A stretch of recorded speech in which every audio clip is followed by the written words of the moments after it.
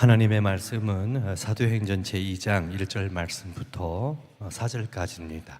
사도행전 제2장 1절 말씀부터 4절까지 봉독해 드리겠습니다.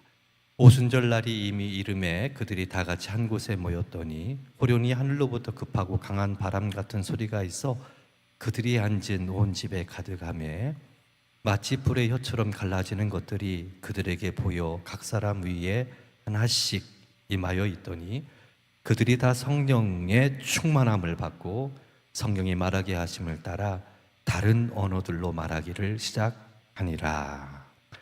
아멘. 만나서 반갑습니다. 성령 충만함을 왜 받아야 되느냐? 우리가 교회 다닐 때 성령 충만 받으라고 성령 충만해야 된다는 얘기를 참 많이 하고 많이 들어왔습니다. 근데 왜 성령 충만함을 받아야 되느냐 라는 부분을 한번 생각해 보셨나요? 성령 충만함을 왜 받아야 되느냐? 그럼 이렇게 한번 돌려서 얘기해 볼게요. 우리 형제 자매들은 성령 충만하십니까?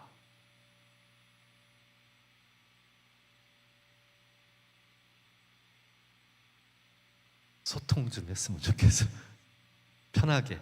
사실은 오늘 그냥 우리 청년들과 같이 식사하려고 같이 그냥 간식 먹으려고 했더니 꼭 해야 된다고 설교해야 된다고 해가지고 여기 섰어요. 나쁜 사람이.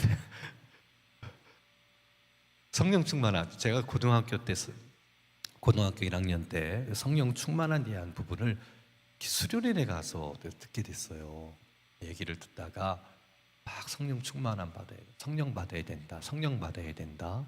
공주 주미산 기도원이었었는데 막 성령의 큰 은혜를 달라고 막 기도를 참 많이 했어요. 근데 그게 성령 충만함인지 뭔지 모르겠어요. 근데 오전 집회가 끝나고 그때 이제 점심을 같이 해 먹는데 지금 영등포교회 권사님으로 계신 박미애 권사님이 계세요. 제 1년 선배 누나인데 누나가 점심을 준비하고 제 옆에 와가지고 얘기를 해요. 재훈아, 나 방언 받았다? 그러는 거예요. 방언을 한다. 방언 뭔지 아시죠? 방언 받았다? 그렇게 얘기를 하는 거예요. 근데 누나하고는 오전 집회할 때 바로 내 옆에 누나가 있었거든요. 함께 기도했거든요. 기도했는데 한 500명 정도 모인 곳에서 함께 이렇게 기도했는데 누나는 방언을 받았고 저는 방언을 못 받았어요. 바로 옆자리인데 누나 방언 주시면 나도 줬으면 얼마나 좋아요. 나는 안 주고 누나한테만 방언을 주시는 거예요. 정말 그 욕심이 생기더라고요. 왜 나도 방언 받고 방언이 뭔지 잘 몰랐어요. 그때도 고등학교 1학년 때였으니까 잘 몰랐어요. 그래서 그때부터 이제 한 가지만 먹고 기도했어요. 방언 주세요, 방언 주세요, 방언 주세요. 누나는 방언 줬는데 왜 나는 안 줘요? 나도 방언 주세요. 때릴 수도 했어요. 방언 받았어요. 방언 받았어요. 방언이 별난 건 아니더라고요. 따따따따따따따따 그런 방언이라고 얘기를 하더라고요. 어쨌든 가슴이 뜨거워졌어요. 근데 그게 성령 충만함이냐? 아주 시간이 흘러서 제가 서울신학대학교 대학교 2학년 때 어느 분이 저한테 그런 얘기를 해요. 재훈아, 너 구원 받았니? 라는 질문을 했습니다. 신학대학 식당에서. 그때를 내가 잊지를 못하는데 받았죠. 내가 고등학교 1학년 때 미애 누나도 받았고 나도 받았고 나 방언합니다. 나 방언합니다. 툭 던졌던 기억이 나요. 어떻게 생각하세요? 방언은 성령의 은사지요. 주님이 각 은혜로 주시는 것이 성령의 은사거든요. 주신 목적은 봉사하라고, 교회를 세우라고, 맡겨주신 사명 감당하라고 은사를 주시는 거예요. 공부하는 거, 선생님 가르치는 거, 사도들, 교사들, 구제하는 거, 다양하게 은사를 주셔서 하나님의 교회를 세우고 영혼을 세우라고 그를 주신 거예요. 그건 성령의 은사입니다. 근데 성령의 은사를 성령 충만함으로 생각을 하고 그걸 달라고 이렇게 생각한 적이 있었거든요. 나중에 알고 봤더니 그거하고는 좀 차이가 있는, 성령 충만함이라는 것은 성령의 지배를 완전히 받는 상태, 성령의 인도하심과 그분이 충만하게 나를 다스리는 상태, 일회적 사건이 아니라 계속 반복되어야 되는, 지속되어야 되는 것이 성령 충만함이라는 거죠. 근데 예수님께서는 제자들한테 이렇게 말씀하셨어요. 성령 충만함을 받으라. 넌 성령 충만함을 받으라. 세상에 남겨져 있는 제자들에게 성령 충만함을 받아. 성령이 온전히 너를 꽉 지배할 수 있도록 성령의 인도하심을 따라 살아가야 된다. 네 뜻과 네 계획과 네가 목적하는 바가 아니라 성령의 지배를 받아라. 지배, 그 다스림을 받아라. 그러니까 성령님이 왕이 되고 통치가 되는 거죠. 좌하면 좌하고 우하면 우하고 스탑하면 스탑하고 가라면 가라. 성령의 지배, 이거는 어떤 방언이라든지 이런 현상들, 병 고치는 거, 이런 부분들 뛰어넘는 어떤 것이라는 거예요. 이건 일상생활 속에서 배워 있는, 나타나는. 그래서 부모님을 대할 때, 학교에서 공부를 할 때, 농사일을 할 때, 찬양을 할 때, 예배를 드릴 때, 봉사할 때, 그리고 어디에서 뭘 하든지 성령의 인도함과 지시함을 받아 따라가는 삶, 이 성령 충만함이라는 거죠. 어떤 분은 그것을 그렇게 표현합니다. 쓸모없는 그 장갑 하나를 갖다 놓고 그 장갑을 껴요. 장갑, 쓸모없는 거예요. 찢어진 장갑이에요. 근데 그 장갑이 그 손에 들어가게 되면 그 손이 움직이는 대로, 그 손이 하고 싶은 대로 그렇게 표현하기도 합니다. 하나님의 영이 존재하고 성령께서 성령님이 존재하시는데 그 성령님께서 내 안에서 나를 팍 다스리고 지배하는 이런 삶의 자리로 우리를 초청하셨다는 겁니다. 그러니까 예수님이 제자들한테 성령 충만을 받으라. 사도 바울도 넌 술 취하지 말고 오직 성령으로 충만함을 받으라. 성령 충만함을 받으라 라고 이야기하고, 사도행전의 역사는 성령 충만함의 역사잖아요. 성령 충만함의 역사잖아요. 성령의 지배와 인도를 받는 거 대단히 중요합니다. 대단히 중요합니다. 아들 둘이 있는데 목사예요. 목사인데 저는 관여하지 않아요. 이러쿵저러쿵 얘기하지 않아요. 그냥 냅둬요. 저는 알잖아요. 제 뒤를 걸어오고 있으니까, 내가 걸어온 길이니까 알잖아요. 저 때 어떤 고민이 있고 어떤 생각을 하고 있고 교회에서 어떤 위치에 있고 어떤 갈등이 있고 어떤 유혹이 있고 제가 걸어온 길이기 때문에 다 그게 알아요. 제가 알아요. 대충 알아요. 그런데 한마디도 얘기하지 않습니다. 왜냐하면 한번 부딪혀 보라는 거예요. 아파 보라는 거예요. 그랬더니 큰 녀석은 김밥에 맞아가지고 이렇게 오기도 하고, 교회 사역하는데 어떤 선생님 김밥을 던졌대요. 전도사님한테. 김밥 맞고 어떤 장로님한테 끌려가가지고 훈계 듣고, 고민돼, 갈등되고. 근데 맡겼어요. 왜? 성령의 인도하심을 따라 살아라.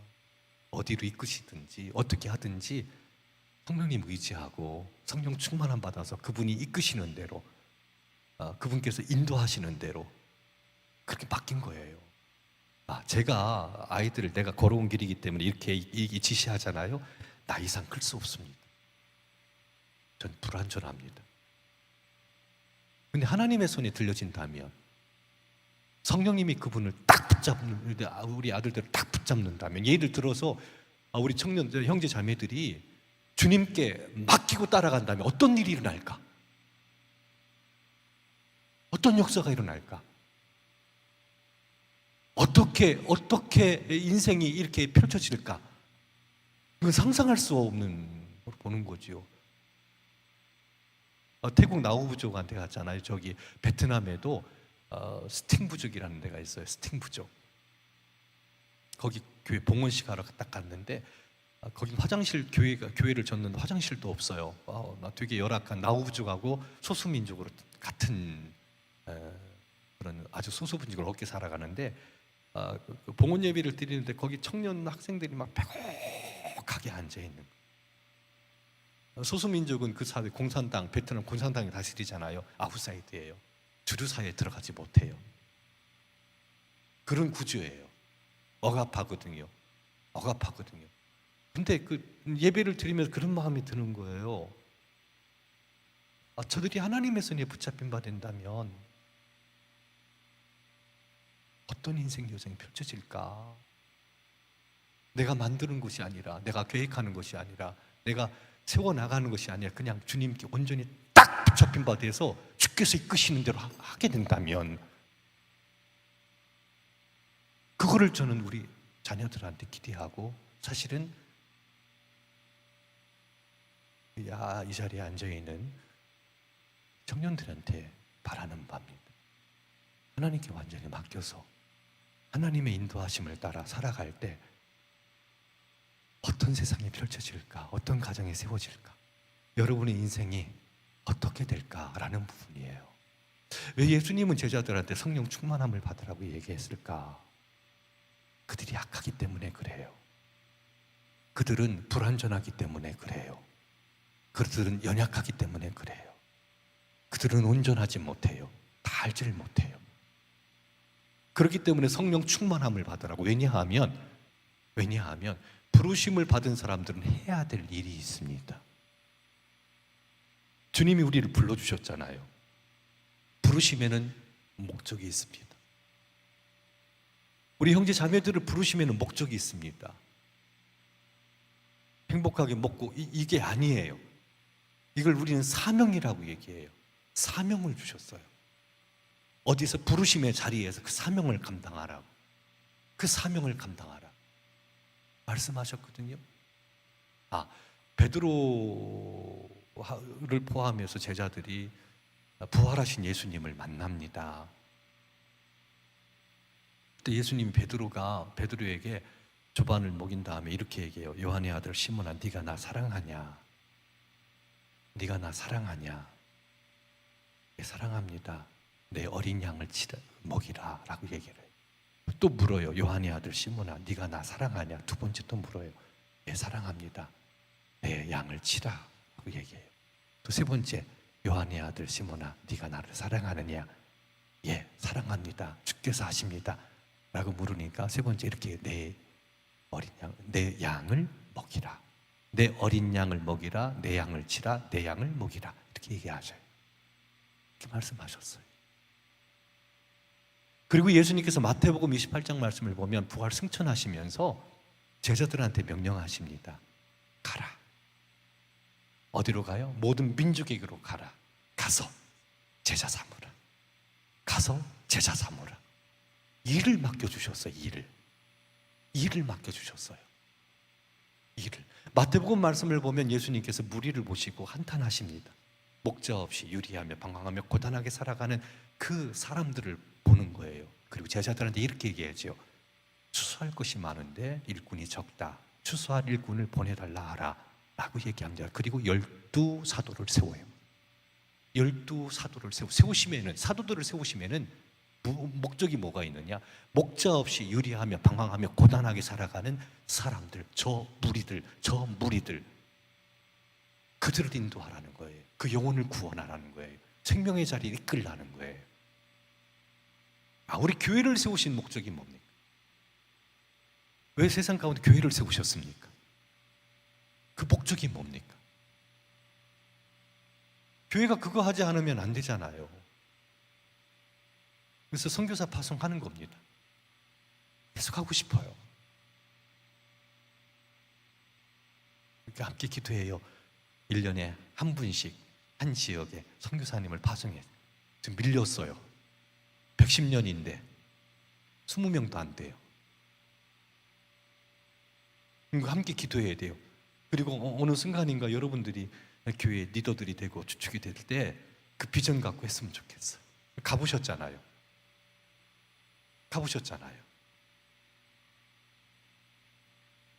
왜 교회를 세우셨냔 말이에요. 그 목적이 있어요. 재밌는 얘기하면 언제까지? 아니요. 빨리 끝낼게요. 집사람이 제발 빨리 끝내라고. 빨리 끝낼게요. 빨리 끝낼게요.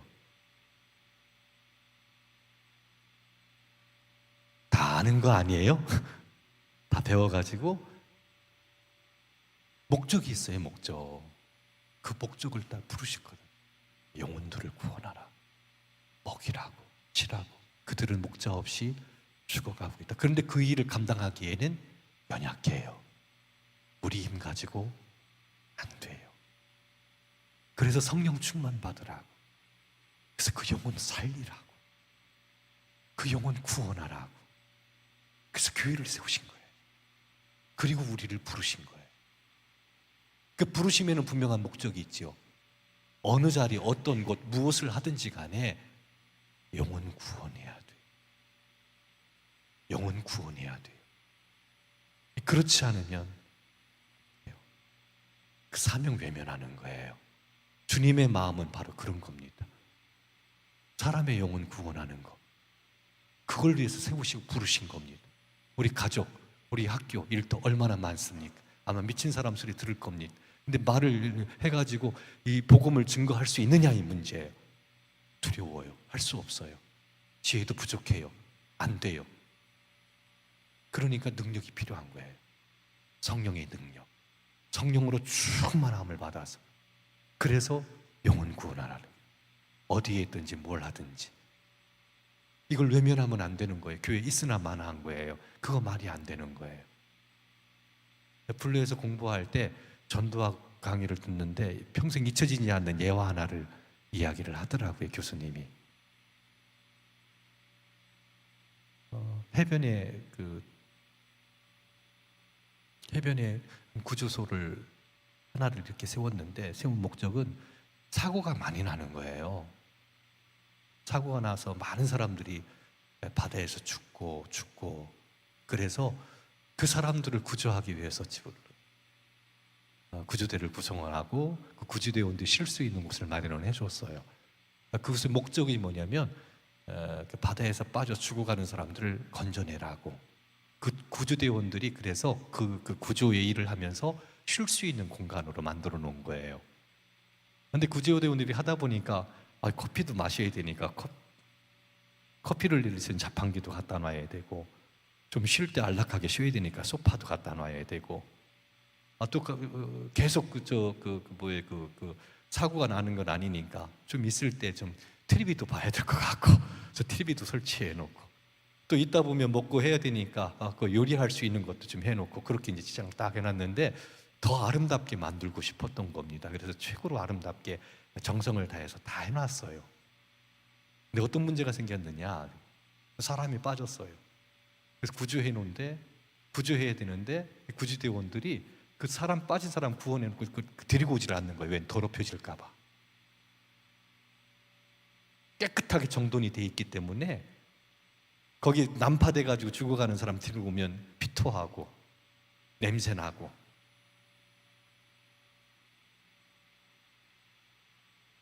근데 그 목적이 뭡니까? 그걸 세운 목적이 뭡니까? 구조대원들 쉬면서 그 목적이 뭐예요? 물에 빠진 사람들? 그런데 너무 아름답게 치장을 해와가지고 못 들어오는 거예요. 한국 교회의 모습도, 우리의 모습, 전 그 예화를 이렇게 교수님한테 들으면서 그걸 봤어요. 돌려 얘기합시다. 나를 구원하셨다는 목적이 있어요. 영혼 구원하라고 세우신 거예요. 내가 예수 믿고 구원받아 또 다른 사람에게 복음 전하라고. 그래서 영혼을 살리는 거예요. 사단의 권세에서 하나님의 나라로, 지옥에서 천국으로. 목자 없는 삶이 목자 있는 삶으로 다 옮겨지기 위함이에요. 그걸 우리에게 맡겨주신 거예요. 그걸 위해 교회를 세우신 거예요. 그래서 우리를 삼아주신 거예요. 근데 연약하니까, 내 힘 가지고 안 되니까 뭘 받으라? 성령으로 충만함을 받으라. 성령의 지배를 받으라. 그래서 하나님의 능력이거든요. 하나님의 능력으로 행하는 거지. 성령의 능력으로 하면 어떤 일이 벌어지냐면 병자가 치유돼요. 병자가 치유돼요. 섬길 수 있어요. 그 능력으로. 가르칠 수 있어요. 그 능력으로. 내가 만들어내는 것이 아니라 성령의 힘을 받아서 하니까 역사가 일어나요. 역사가 일어나면서 누가 드러나느냐? 구원주 예수 그리스도가 드러나는 거예요. 성령 충만하고 복음을 전할 때에 예수님의 생애 가운데 일어났던 모든 것들이 일어납니다. 사도행전 말씀을 보면 제자들이 예수님께 행하셨던 모든 것을 합니다. 예수님 죽은 자 살렸죠? 제자들 죽은 자 살립니다. 바울도 베드로도 죽은 자 살립니다. 병자 치유하지요? 예수님 병자 치유했잖아요. 사도행전의 제자들도 병자 치유합니다. 영혼 구원하기 위해서 복음 전하니까 그런 역사들이 일어나는 거예요. 역사 자체에 목적이 있는 것이 아니라 그걸 통해서 구원자 하나님의 모습이 세상에 드러나고 구원자 예수 그리스도께로 이끄는 일들을 하는 겁니다. 치유 자체가 목적이 아니고 치유를 통해 그 치유의 역사를 일으키시는 하나님이 세상에 드러나게 되고 그 사람들이 그 하나님께로 돌아오는, 그래서 주님 안에서 영혼의 구원을 받는 그런 역사가 이제 우리 교회 가운데도 일어나야 되고 그렇게 주님의 이름이 드러나야 된다는 겁니다. 그래서 성령 충만함을 받아야 될 이유가 나오죠. 그렇지 않으면 저는 이렇게 표현합니다. 타담한 부직갱이. 복음성가 있죠. 아니, 동요. 갈대로 다시오 다다말진 부대마소. 사랑하려면 확 사랑해야지. 어떤 미지기능의 사진 안에 태우려면 확 태워야지. 타담한 건 아무 소용이 없다라는 거예요. 그러니까 성령으로 충만함을 받아가지고 그것만 보는 거예요. 거기에 미쳐 사는 거예요. 가능할까?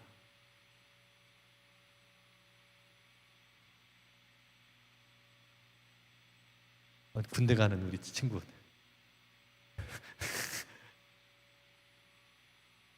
그렇게 살고 싶어요? 군대 가야 돼요. 안 되잖아요. 그게 안 되잖아요. 그러니까 역사가 안 일어나는 거예요. 사도행전의 역사가 일어나지 않는 거예요. 그건 못해. 알 수 없어. 나 그렇게 살고 싶지 않아. 그런 거죠. 근데 그게 최고의 삶이에요. 그 자리를 불러주셨어요. 해라. 그거 해라. 그리고 성령 충만함을 받으라. 연약하기 때문에 네 힘 가지고 안 되니까 성령 충만함을 받아. 그럼 어떻게 성령 충만함을 받습니까? 근데 이게 문제가 있네요. 그렇게 살고 싶지요 않는 사람들한테 어떻게 성령 충만함을 받을 수 있느냐를 가르쳐주면 안 할 거란 말이에요. 그죠? 그거 기가 막히다니까요. 사도행전이 세상을 뒤집고 영혼들이 구원되고 치유가 일어나고 회복이 일어나고 손으론증증 낫고 죽은 자가 살아나고 병든 자가 치유되고 영혼들이 구원되고 새롭게 되고 지옥에서 천국으로, 사단의 나라에서 하나님 나라로 불행하게 살고 있는 사람들이 새 소망을 갖고 희망을 갖고. 이거 대단하잖아요. 그게 인생 걸만하지 않나요? 그렇잖아요. 먹고 사는 건 다 살아요. 괜찮아요. 먹고 사는 건 다 살아요. 그런데 정말 의미 있는, 정말 중요한 것, 하나님께서 그렇게 원하시는 것, 우리가 사랑하는 하나님이 그렇게 원하시는 것, 그래서 아들까지도 내주실 정도로 그 영혼들을 사랑하셔가지고 하셨던 그거, 그 뜨거운 가슴으로 설레고 터질 것 같고. 우리 기독 청년들은 그래야 되지 않나요? 또 어떻게 이 성령 충만 다 받을 수 있어요? 다 할 수 있어요. 자 보세요. 초대교회의 역사는 놀라운 역사입니다. 초대교회 때 성도들을 통해서 어떤 일이 일어났느냐, 뭐라고 얘기하냐면 세상을 뒤집어 엎었다고 얘기합니다. 세상을 요란케 한다고 얘기합니다. 전염병과 같은 사람들이라고 얘기합니다. 코로나19 있잖아요. 그리스도인들을 가리켜서 전염병과 같다라고 얘기를 해요. 왜냐하면 그들이 들어가는 곳곳마다 놀라운 변화들이 일어나거든요. 능력이 나타나거든요. 새로워지거든요. 근데 그들은 지극히 평범한 사람들입니다. 북방의 갈릴리 사람들이라고 얘기해요. 갈릴리 사람들이라고 이 표현은 어떤 거냐면 아무것도 기대할 수 없는 사람들. 그 지역에서는 인물이 나올 수가 없어. 갈릴리 사람들에게 얘기할 때에는 천대받는 사람, 이런 종류예요. 근데 그들이 세상을 뒤집어 엎어요. 전염병과 같은 사람들이 됩니다. 놀라운 역사를 일으킨 거지요. 그 이유는 성령 충만함 받았기 때문에. 성령 충만함. 어떻게 그들이 성령 충만함 받았느냐? 그건 하나님이 주시는 거예요. 오늘 말씀을 보면 이렇게 되어 있습니다. 오순절날이 이미 이르매 그들이 다 같이 한 곳에 모였더니 호련히 순식간에 갑자기 생각지 않은 때, 전혀 기대치 못했을 때 하늘로부터 급하고 강한 바람 같은 소리가 있어 그들이 앉은 온 집이 가득하며 마치 불의 혀처럼 갈라지는 것들이 그들에게 보여 각 사람 위에 하나씩 임하여 있더니, 불 같은 것, 불의 혀처럼 갈라지는 것들이 각 사람 머리 위에 하나씩 있더니 다 성령 충만함을 받고 성령의 말하게 하심을 따라 다른 언어들로 말하고, 다른 언어를 말아요. 언어가 달라졌어요. 다 성령 충만 받았어요. 그들은 두려웠습니다. 유대인들이 두려워서 숨었던 사람들입니다.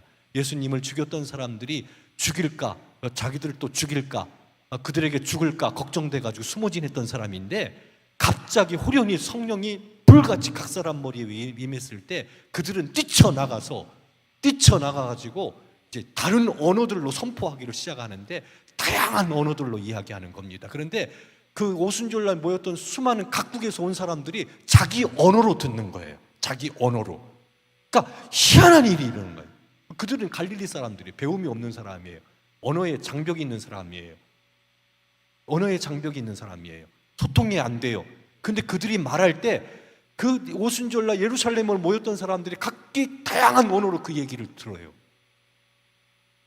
듣는데 어떤 얘기를 듣느냐? 하나님께서 행하신 큰 일, 하나님께서 행하신 일들을 듣게 됩니다. 놀라운 일들을 듣게 되는 거죠. 성령 충만함 받은 이들이 나가서 전할 때 놀라운 역사가 일어났던 겁니다. 성령 충만함을 받으니까 지극히 평범한 갈릴리 사람들, 그들에게 임했다면 우리에게도 임합니다. 언제 그 성령 충만함은 하나님이 주시는 건데 언제 임하느냐? 다른 방법 없어요. 성령 충만함을 주신다라는 하나님의 약속을 믿고 따라합시다. 기도하고 또 기도하는 거예요.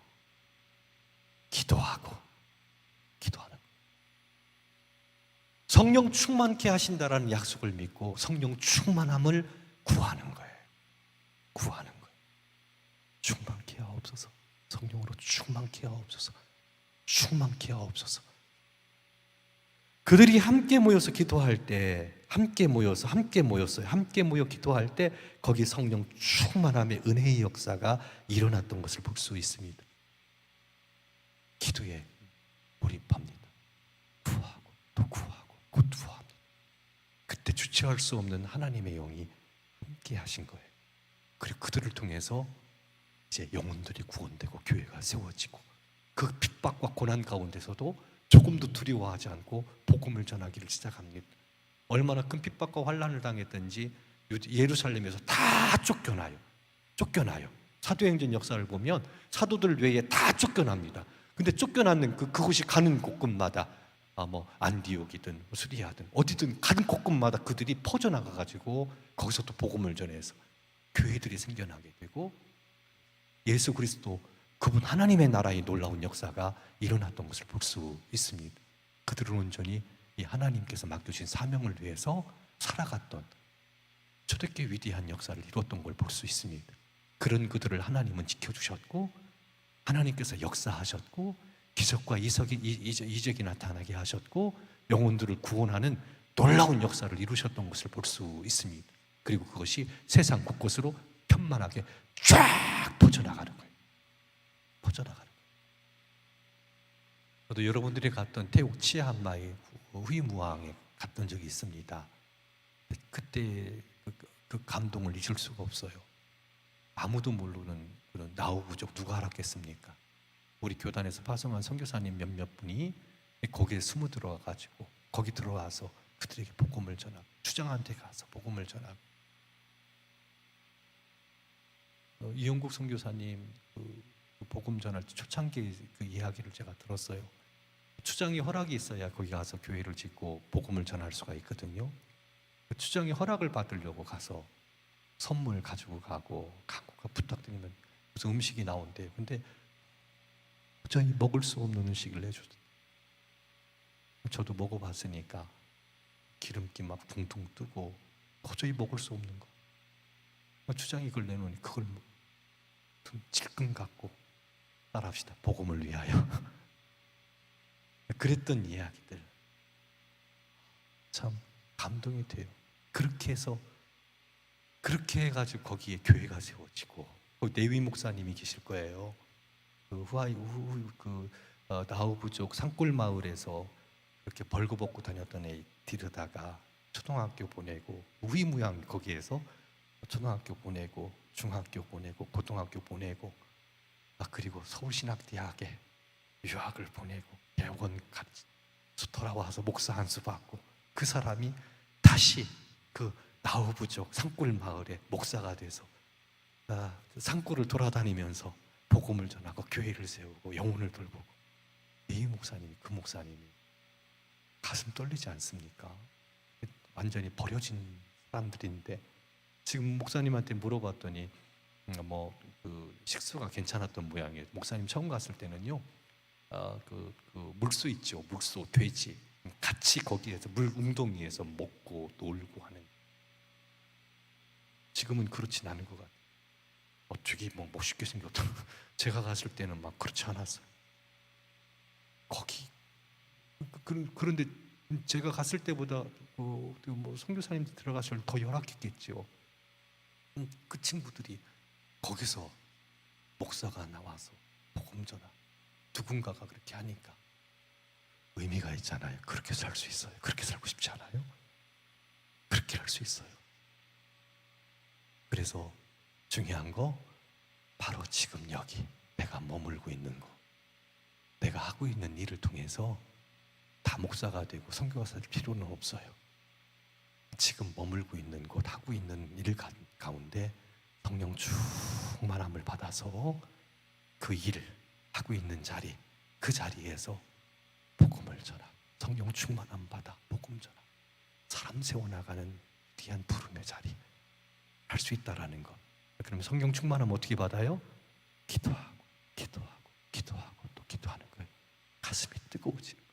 그래서 성령의 인도하심을 받아서 우리가 이 세상 사람들이 살아가는 삶의 목적과 방향과는 전혀 다른 하나님 나라와 의를 위해서 살아가는 삶의 모습으로, 이것이 사도행전의 역사입니다. 그리고 주님은 이 역사 가운데로 우리를 초대하시는 거예요. 너도 해라, 너도 해라. 맡겨주신 거죠. 의미가 있습니다. 의미가 있습니다. 다시 말씀드립니다. 다 목사나 선교사가 되라는 얘기가 아닙니다. 지금 하고 있는 그 자리에서 그 일을 가지고 영혼 구원, 사람을 섬기는 위대한 일, 그 일에 헌신해서, 그게 목적이에요. 근데 힘이 없고 부족하죠. 기도해서 성령으로 충만함을 유지하면서 그 사명을 감당해서 여러분을 통해 주님의 이름이 드러나고 영혼들이 살아나는 그 일을 하나님께서 여러분들을 통해서 행하실 겁니다. 성령 충만한 여러분을 통해서 그렇게 이 땅이 변화되고 치유되고 새로워진다라는 꿈을 갖고 거룩한 길을 걸어가는 삶이 되기를 바랍니다. 가끔 목사님이 결론으로 말씀드립니다. CBS의 김현정 뉴스 쇼를 봐요. 들어요. 그날도 역사를, 그날은 정치 얘기를 좀 많이 하는 프로그램인데, 그런 역사를 전공하신 분, 역사 이야기를 참 재밌게 하시는 최모라는 사람인데, 아주 바쁜 사람인데, 그분과 이제 인터뷰를 하고 마지막 이제 끝날 때 한마디 하라고 얘기하니까 이런 얘기를 하더라고요. 그분이. 내가 그 임팩도 있었어요. 노 젓는 사람이 있었는데 이 사람이 평생 노를 젓대요. 노를 젓는데 자기가 노를 짓는 일을 이렇게 했는데 노예선인 줄 알고 평생 노만을 젓대요. 그런데 나중에 알고 봤더니 노예선이 아니라 해적선이었다고. 해적선이었다고. 이렇게 임팩트 있는 말 한마디를 툭 던지고 떠났어요. 김현정 씨가 감동을 하더라고요. 무슨 얘기냐? 지금 난 뭘 하고 있나? 지금 하고 있는 일이 혹 해적선을 놓젓는, 해적선에서 놓젓는 일은 아닌가? 하고 있는 일이 뭔가? 그 목적이 뭔가? 한 번쯤 생각해 봐야 된다고 생각을 해요. 열심히 살았는데 해적선을 모는 사람이었다면 그는 그건 줄 몰랐어요. 그건 줄 몰랐어요. 인생의 목적이 뭔지를 알고 그 타켓을 향해서, 표적을 향해서 나가는 삶이 필요합니다. 그리스도인은 성령 충만해야 됩니다. 명령입니다. 왜냐하면 맡겨주신 사명이 있기 때문에 그 사명 외면하지 말고 있는 자리, 하고 있는 일을 통해서 주님의 이름을 드러내고 영혼을 구원하는 일에 올인하십시오. 주 성령께서 역사하셔서 놀라운 일들을 이루어 나가시며 이 땅을 새롭게 변화시켜 나갈 겁니다. 하나님의 나라를 위해서 일하는 우리 청년들 되기를 주님의 이름으로 축원합니다. 기도합니다. 하나님 감사합니다. 하나님의 은혜와 사랑으로 우리를 불러주셨는데 아버지 하나님 그 부름이 무엇인지 정확하게 알게 하시고 그 부름을 따라 살아가는 삶이 되게 하여 주옵소서.